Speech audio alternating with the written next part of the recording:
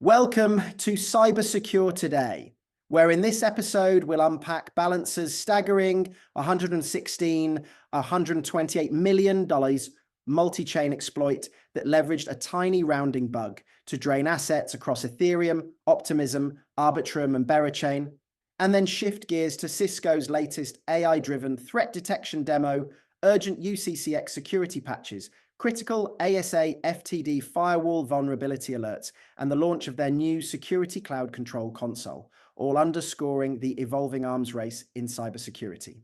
Next up in Balancer news, the Ethereum-based DeFi protocol has been rocked by a massive multi-chain exploit that drained well over $100 million from its V2 liquidity pools. Early estimates put losses between $116 million and $128 million, with hackers exploiting a tiny rounding bug in Balancer's batch swap logic to siphon assets across Ethereum, Optimism, Arbitrum, and even Berachain. On-chain sleuths now believe the attacker spent months probing the system before striking, and Balancer's core team has just issued its first public post-mortem and safety update. In the wake of the breach, Berachain halted its network and hard forked to recover about $12.8 million, while Stakewise reclaimed roughly $21 million in OSETH and OSGNO tokens. Balancer itself says it's already retrieved some $19.3 million and is offering the hacker a 20% bounty if the remainder is returned.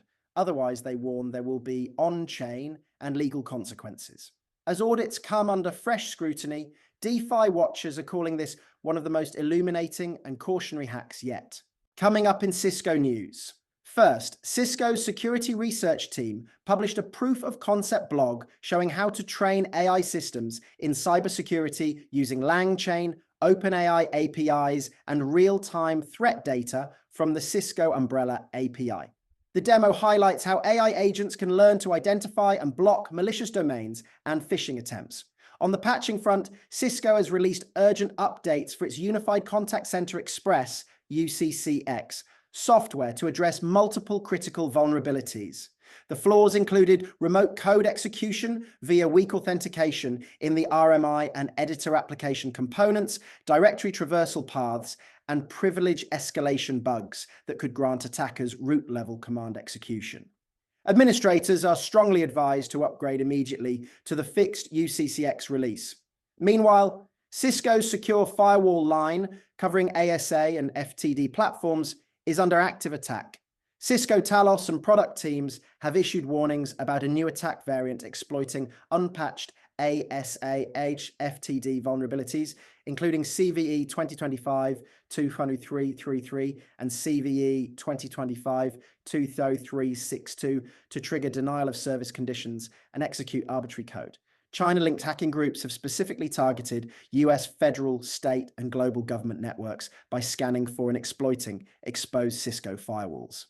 In response to the growing complexity of managed environments, Cisco introduced Security Cloud Control, a centralized console designed to help managed service providers securely administer multiple customer firewalls, VPNs, and intrusion prevention policies at scale. On the AI front, Cisco announced plans for an in-house security model built on over 30 years of proprietary cyber threat data. The new model will double its neural parameters to more than 17 billion, promising richer threat intelligence and automated response recommendations. Cisco also revealed alarming research showing that open-weight large language models can be coaxed into multi-turn adversarial attacks with a 90% success rate. Finally, Cisco underscored the benefits of a unified email security platform which consolidates advanced threat defense, anti-phishing, intelligence, and forensic analysis into a single dashboard, helping enterprises shore up their last line of defense against increasingly sophisticated email-borne attacks. Thanks for listening, everyone. Goodbye for now, and be sure to tune in every week for your next cybersecurity episode.